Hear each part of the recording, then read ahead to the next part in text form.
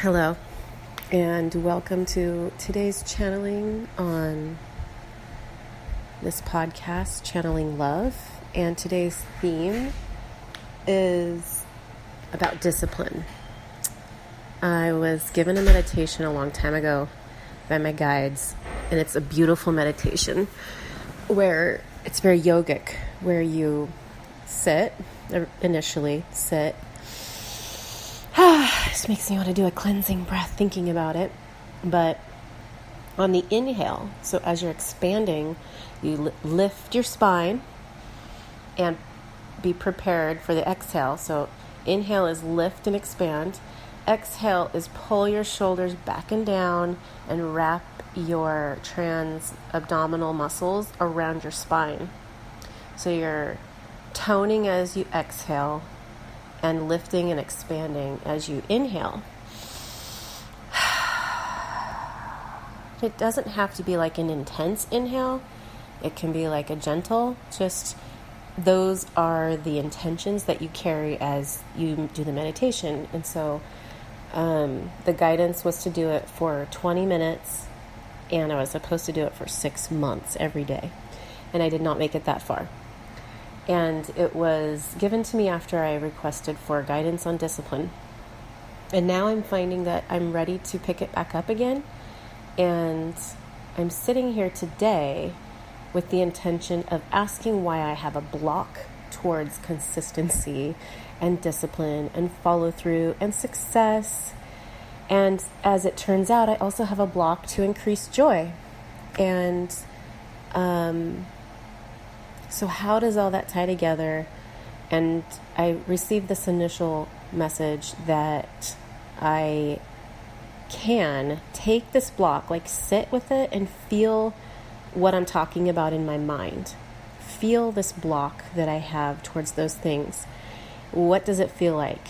Kind of make it into some sort of image or texture that I can hold on to. And then I can wrap it in love, like use Reiki. Imagine it being surrounded by light, and in the light, I can transmute it by first listening to how it served me, listening to the message behind how it served me. And when I can be grateful for it by knowing how it served me, why I chose it, then I can forgive it. I can neutralize the negativity I have towards it, which is also causing me to hold on to it.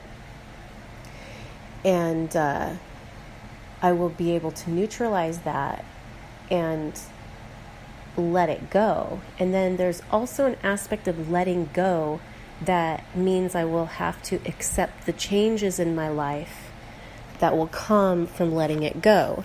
So I'm starting to receive, so I sat to meditate, and I thought I was going to journal, but it started coming too quickly to write, so I decided to record this. And maybe I'll try to pick up where I left off, but initially I remembered that one of my power animals is the butterfly. And if you think about the butterfly, it's very much characteristic of this personality trait that I'm talking about, where I'm not consistent. I just like to flutter around wherever I feel like on a whim. I love to live my life on a whim. I love to just bounce around from one creative thought that I have until it sort of fades or I get distracted, and then I follow another thought, and I actually really like it because I'm constantly following my interests.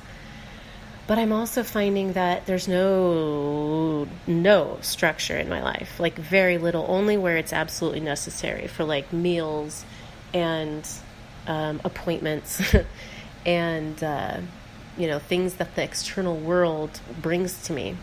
And I would like to have more control over my future. I would like abundance. I would like success. And I mean, my ego would. And, but I feel that there is a inconsistency here. I don't know how to blend and make compatible these two different opposing desires that I have to feel like following my whim, but also have structure enough to have some control over new habits and building new skills.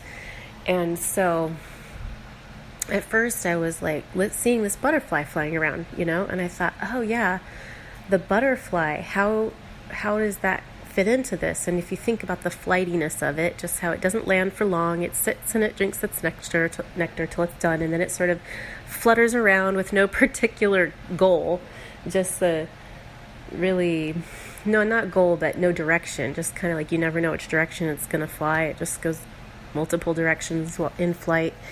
And when I was younger, I was telling someone recently that when I was younger, I lived with a lot of density in my life, and this fluttering concept actually helps me to lift up out of that density when I have an opportunity to. If we are living in a life just with complete unconditional love, we can feel okay simply by being, and we can feel love constantly and continuously, and our life is just infused with this light. Whereas if we have some density, your parents have issues, and it filters down, it trickles down into the kids, and then there can be periods of heaviness and depression and lack of motivation. And the butterfly helped me to, because life is constant change, right? Well, energetically, we are going through patterns, but there's circumstances that will allow a lightness randomly throughout our existence. And the butterfly helped me to recognize in that lightness I had an opportunity to pop up out of the density at times. And so I still sort of have that comfort of knowing that even though I feel like most of my life is work and stress, when I do have an opportunity to find joy, I can lift up out of whatever it is I'm being pulled to. There's a moment of lightness where I can lift up out of it and feel free, but it's fleeting. And then so I got this message that it just sort of just comes all at once, and then I have to slowly verbalize it. But there is this image of seeing all the density that I exist in, that it's a majority of my existence feels dense. And so I do have these fleeting moments of fun or interest, but most of it is just dragging through all of my chores. And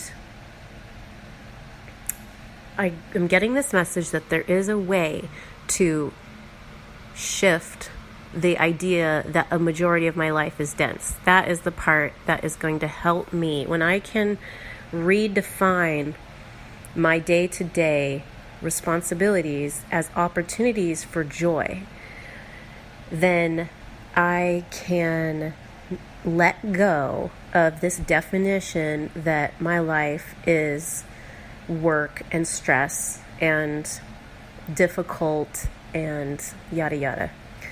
So at first I took this block. In my mind it was sort of like a rectangular square prism. Is that the three-dimensional word for like a cube? Anyway, I saw this object in my mind that has like 8 sides, like a dice, but it's rectangular. It's not quite a cube. And like it's half as wide as it is on the square side.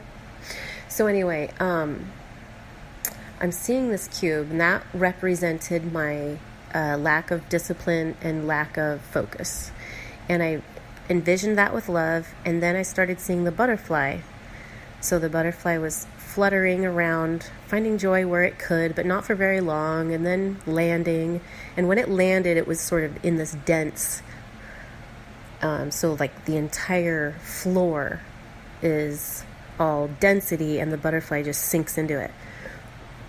So now I'm seeing this truth that served me by allowing me to find some light when most of it was darkness. And now if I say to God and my spirit guides, how can I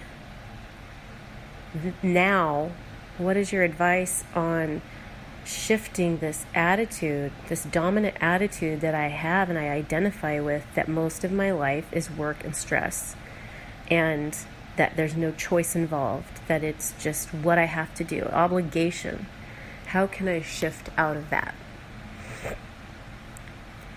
And so I'm just going to sit here for a minute.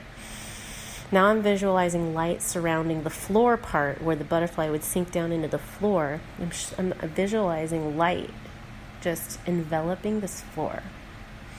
And the floor represents my day-to-day responsibilities.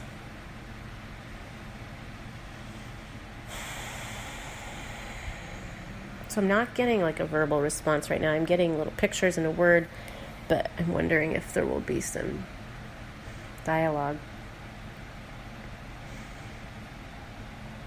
I'm going to pause this.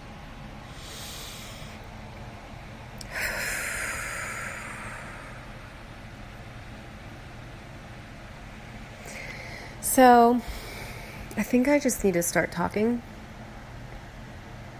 Dear Kelly, thank you for joining with us and asking for a higher perspective of this pattern that you have of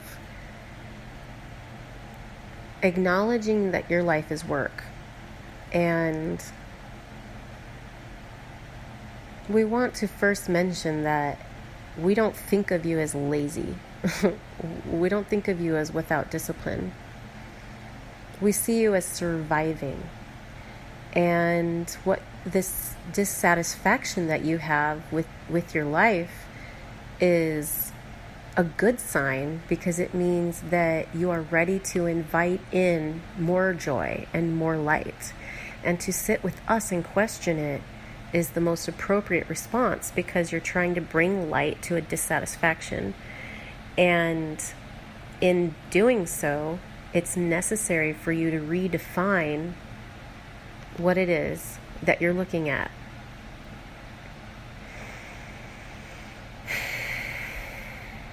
And to help that along, it's a good idea to acknowledge the joy that's already there.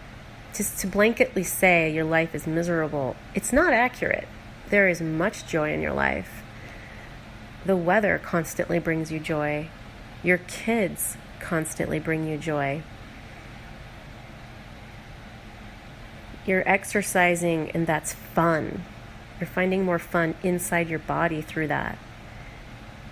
And this whole channeling process is a joy in your life. It brings hope that things will get better.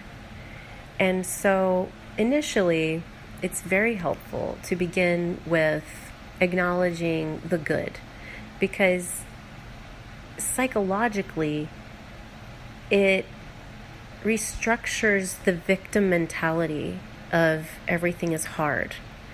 To say that some good things are happening, it just kind of puts a crack in the wall of that construct that says that you're a victim. And we start with that. And of course, you can grow that. You can spend more time in gratitude about those things. And the second thing that is coming is that, Kelly, we want you to also acknowledge that this is an invitation for you to be in your now. And I am going to have to stop and start a new recording because my time is almost up. So, to be continued.